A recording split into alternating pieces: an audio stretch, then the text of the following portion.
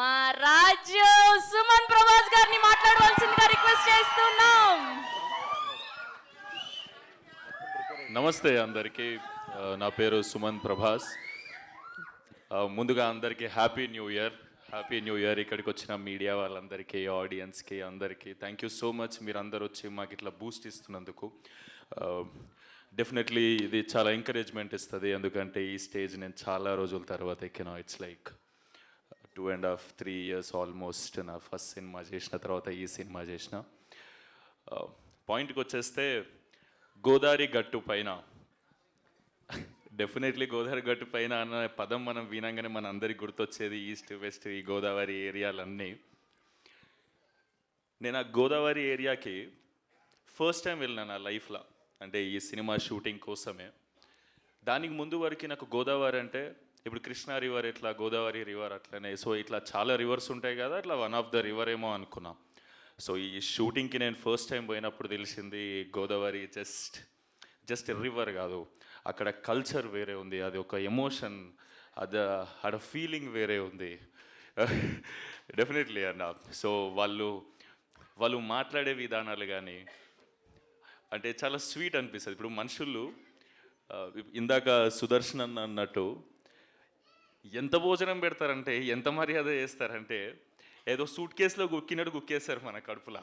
అది మనకే డౌట్ వస్తుంది, అది సూట్ కేసా కడుప అనేది. తిన్నాక లేచి నడవని కష్టమవుతుంది, అట్లా పెడతారు. నేను 4-5 కేజీలు పెరిగిన అడిగి పోయి ఈ భీమవరంలో ఉన్నప్పుడు షూట్ చేసింది కూడా యాక్చువల్లీ మన ఈ వేల్పూర్, రేలంగి, అత్తిలి, ఇవన్నీ గోదావరి పారే ఏరియాలు అక్కడ సైడ్ ఏవైతే ఉన్నాయో అక్కడనే షూటింగ్ చేసినాం.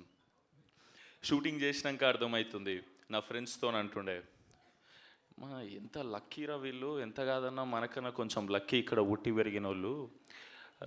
ఎందుకంటే వాళ్ళకు పొద్దున్నే అలారంతో లేవాల్సిన అవసరం లేదు, పొద్దున్నే పందెంకోళ్ళు లేపితే, నాటుకోళ్ళు లేపితే వాళ్ళని లేచి పొద్దంతా పనిచేసి సాయంత్రం అలసిపోయి స్ట్రెస్ వస్తే టైంకి మంచిగా గోదావరి గాలి వచ్చి తగులుతుంటుంది వీళ్ళకి. అంటే ఎన్ని మెడిటేషన్ యాప్లు డౌన్లోడ్ చేసుకుంటే మనకు రిలీఫ్ రాదు, ఎన్ని చేసుకున్నా. అక్కడ నువ్వు గోదావరి పక్కన నువ్వు అర్ధగంట అటు ఇటు నడిస్తే, నేను చెప్తున్నా కదా, ఏదో యూట్యూబ్లో గంట సేపు మెడిటేషన్ మ్యూజిక్ పెట్టుకొని అంత రిలీఫ్ దొరుకుతుంది, అంతకన్నా ఎక్కువ దొరుకుతుంది. డెఫినెట్లీ న్యాచురల్ ఏసీలో పుట్టి పెరిగారు వీళ్ళంతా. నేను అనుకునేటోడిని, అరే కేరళ పోతే మస్తు ఉంటుంది, వింటర్ సీజన్లో కేరళ పోతే మస్తు ఉంటుంది అని. కేరళ కన్నా చాలా చాలా బ్యూటిఫుల్ లొకేషన్స్ ఉన్నాయి మన గోదావరి ఏరియాలలో. అండ్ నేను పర్సనల్గా ఎక్స్పీరియన్స్ చేసిన. అంటే నేను దానికి ముందే ఒక 2 months బ్యాక్ కేరళ పోయి వచ్చిన. నాకు ఈడికి వచ్చినాక అరే ఇంత మంచి ఏరియా, ఇంత దగ్గరలో మన తెలుగు స్టేట్స్లో పెట్టుకొని నేను అంత దూరం ఎందుకు పోయినారా అనిపించింది. నా ఫ్రెండ్స్ని అందరిని వేసుకొని పోతే 50,000 ఖర్చు అయింది, వేరే విషయం. అంటే ఈడంటే మనదే కదా, దగ్గర ఉంటుంది, భాష సేమ్ ఉంటుంది. ఇవన్నీ చూసినాక సో ఇదంతా షూటింగ్ ఎంజాయ్ చేస్తున్నా అన్న వాళ్ళతోని. సో ఇలా నేచర్ని ఎంజాయ్ చేస్తున్నా. కానీ ఈ కథ నాకు చెప్పినప్పుడు కూడా ఇవంతా ఎంజాయ్ చేస్తున్నా, నేను వెనకకు పోయి ఒకసారి ఆలోచించుకునేటోని స్టోరీ ఎట్లా ఓకే చేసిన నేను ఇది అని. నాకు చాలా స్టోరీస్ వింటున్నా. నేను ఈ సినిమాకు ముందుకు 80-85 కథలు విన్నా నేనైతే. అంటే ఏం చేయాలనో తెలియదు. అంటే నేను బ్లాక్ బస్టర్ కథలు కూడా ఇచ్చిపెట్టేసిన దాంట్లో, కానీ తెలీదు ఆ మూడ్కి అది తగ్గట్టు నేను పర్సనల్గా ఏం చేయాలని మనకంటూ పర్సనల్ థాట్ ఉంటుంది కదా. ఆ థాట్లో పోతుండే ఈ మనిషి వచ్చి సుభాష్ చంద్ర అనేట ఆయన వచ్చి నాకు ఈ గోదావరి గట్టుపైన అని కథ చెప్పిండు. సూపర్ ఎగ్జైట్ అయినా. అండ్ ఈ మనిషి గురించి నాకు ముందే తెలుసు. 100 షార్ట్ ఫిలిమ్స్ చేసిర్రు, అది మజాక్ కాదు. ఒక మనిషి యూట్యూబ్లో కంటెంట్ అందరికీ చెప్పాలని చెప్పి 100 షార్ట్ ఫిల్మ్స్ చేయడం అనేది అస్సలు మజాక్ కాదు. నేను వీళ్ళ షార్ట్ ఫిల్మ్స్ చూసి మేము కాలేజ్లో ఉన్నప్పుడు మేము ఇన్స్పైర్ అయ్యేటోళ్ళం. నా ఫ్రెండ్ మనీ, దుర్గా వీళ్ళందరూ అన్న వాళ్ళ పొజిటివ్నెస్, ఈ షార్ట్ ఫిల్మ్స్, ప్రయాణం షార్ట్ ఫిల్మ్స్ నాకు చూపెట్టి, అంటే సూపర్ క్వాలిటీ ఉండేటి 10-15 ఏళ్ళ క్రితమే. అవి చూసి ఇట్లా ఇన్స్పైర్ అయ్యి మనం కూడా ఇట్లా చేద్దామరా అని అనుకున్నాం. దాని తర్వాత మేము సంహౌ సినిమాలకు వచ్చినాం, మేము ఫేమస్ అనే సినిమా చేసినాం. కానీ నా నెక్స్ట్ సినిమా నేను ఎవరి దగ్గరనైతే మ్యాక్సిమం ప్రెజెంటేషన్ కానీ ఈ తీసే విధానం కానీ ఇన్స్పైర్ అయ్యి ఉండేనో షార్ట్ ఫిలిమ్స్ ఉన్నప్పుడు, ఆ మనిషి వచ్చిన సెకండ్ సినిమా తీస్తున్నట్టు నేను చాలా హ్యాపీ ఫీల్ అయినా. అండ్ ఆయన వచ్చే ముందే ఆయన వచ్చే ముందే నాకు తెలిసి ఈయన ఎట్లాంటి కథ చెప్తాడు, ఎందుకంటే ఆయన మైండ్ సెట్ అనే షార్ట్ ఫిల్మ్స్ అవన్నీ నాకు ముందే ఐడియా ఉన్నాయి కాబట్టి ఆయనకు నేను తెలియదు డెఫినెట్లీ కదా, అంటే పరిచయం లేదు. మేబీ మ్యూచువల్స్ ఉన్నారా మనకి? మ్యూచువల్స్ ఉన్నారు, వంశీ గారు. వంశీ అని ఉన్నాడు, సారీ. కానీ పర్సనల్గా ఎప్పుడు కలవాలి. సో మనిషి ఎట్లాంటాడో తెలిసి, ఏ కథ చెప్తాడో తెలిసి ఈ కథ చెప్పిండు. చెప్తున్నా కదా, ప్రాపర్ కిటికీలకి వెళ్ళి పల్లెటూరుని చూసినట్టు ఉంటుంది ఈ కథ. అంటే ఈ సినిమాని ఫీల్ అవ్వాలంటే ఎట్లా చెప్పాలి మీకు, మీరు ఈ సినిమా ఇప్పుడు నేనే ఉన్నా, నేనేమో కొట్టే తెచ్చే పెట్టినట్టు ఉంటుంది నేను మాట్లాడేది, నేను పుట్టి పెరిగిందంతా తెలంగాణలో కాబట్టి. ఈ అన్న వచ్చి నాకు గోదావరి స్లాంగ్లో డైలాగ్ చెప్తా, అది మెలోడీ సాంగ్ లేకుంటుంది, నాదేమో ఫోక్ సాంగ్ లేకుంటుంది. అది నాకు మస్తు కష్టమయ్యేది రెండింటి బ్లెండ్ చేసుడు. ఇప్పుడు ఈ అన్న డైలాగ్ చెప్తాడు, ఏంది మన దాంట్లో అయితే మాటలు ఎట్లుంటాయి, ఇటు సైడ్ అయితే ఎమ్రాల్లుడు ఎట్లున్నావు అని అంటే, అరే మంచిగా ఉన్నామమ్మ నువ్వు ఎట్లున్నావే, అది ఇదే డైలాగ్ మన దాంట్లో ఉంది కదా. ఇప్పుడు వీళ్ళందరూ నన్ను బాగా ట్రైన్ చేశారు, ఎందుకంటే మనకు మస్తు కష్టమవుతుంది ఆ స్లాంగ్ మాట్లాడడం.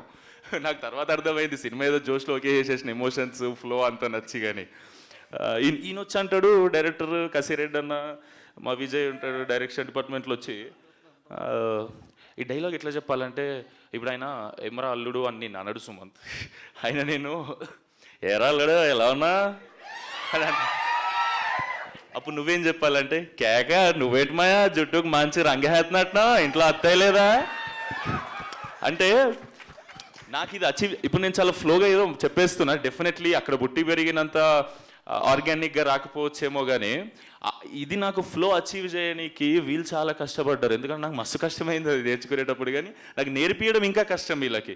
Thank you so much Subhash అన్న, thank you so much Kasireddy అన్న. అండ్ నువ్వంటావు గోదావరిలో మాట్లాడతాడు, నెల్లూరు మాట్లాడతాడు ఈ అన్న.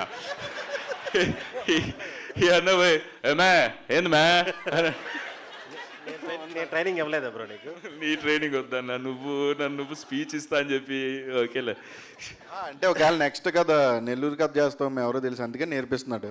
గోదావరి సినిమాలో నెల్లూరు ఎందుకని ఇప్పుడు నెల్లూరు వేసినప్పుడు నెల్లూరు నేర్చు, అందుకే ముందే నేర్పించేస్తున్నాడు. థ్యాంక్ యూ అన్న, థ్యాంక్ యూ సో మచ్, నీ ప్రేమకు థ్యాంక్ యూ సో మచ్ అన్న. సారీ, నేనేం స్పీచ్ ప్రిపేర్ కాలే. నేనేమనుకున్నా అంటే, నేను ఏదైతే ఎక్స్పీరియన్స్ చేసినో జెన్యూన్గా అక్కడికి పోయి కానీ ఈ సినిమా చేస్తున్నప్పుడు కానీ అంబియన్స్ అంతా చూసి అదే మాట్లాడేద్దాం మనస్ఫూర్తిగా ప్రేమతో అనుకున్నా. సో నేనేమన్నా అటు ఇటు మాట్లాడితే నన్ను క్షమించండి. సో ఫైనలీ చెప్పాలంటే, ఈ సినిమా అంటే నాకు అనిపించింది, ఈ అమ్మాయి చెన్నై నుంచి వచ్చి తెలుగులో స్పీచ్ ప్రిపేర్ అయ్యి తెలుగులో మాట్లాడింది. అంటే నేను గోదావరిలో మాట్లాడకపోతే కష్టమవుతుంది కదా, అంటే న్యాయం చేసినట్టు ఉండదు నేను గోదావరి గట్టు పైన అని టైటిల్ పెట్టి. సో మీ అందరికీ లాస్ట్ ఒక మాట చెప్తున్నా, గోదావరి స్లాంగ్లో చెప్పడానికి ట్రై చేస్తున్నా డెఫినెట్లీ. Thank you. చెప్తున్నాను కదండి, మీరు కానీ టికెట్ కొని థియేటర్లో కూర్చుంటే గోల్డెన్ అవర్లో గోదావరి పడవెక్కినట్టు ఉంటుందండి ఈ సినిమా. మీరు చాలా ఎంజాయ్ చేస్తారు, సూపర్గా ఎంజాయ్ చేస్తారు. కానీ ప్రామిసెస్ చెప్తున్నా, సమ్మర్లో పోతే మాత్రం సహారా డెజర్ట్ ఫీలింగ్ ఇచ్చింది ఇది. అంటే నాకు అలవాటు లేదు, ఎప్పుడు పోయినా వింటర్లో పోయినా షూట్లకు, లాస్ట్ షెడ్యూల్ ఒకటి సమ్మర్లో అయినా అమ్మ వేరే లెక్కుండే. కానీ ఎంజాయ్ చేస్తాం, మనుషుల ప్రేమ మనల్ని అవన్నీ మర్చిపోయేటట్టు చేస్తుంది. And thank you so much, and thank you so much నా ప్రొడ్యూసర్స్కి, అభినవ్ అన్న, రెడ్ పపెట్ ప్రొడక్షన్ హౌస్, చాలా ప్యాషనెట్ ప్రొడ్యూసర్స్.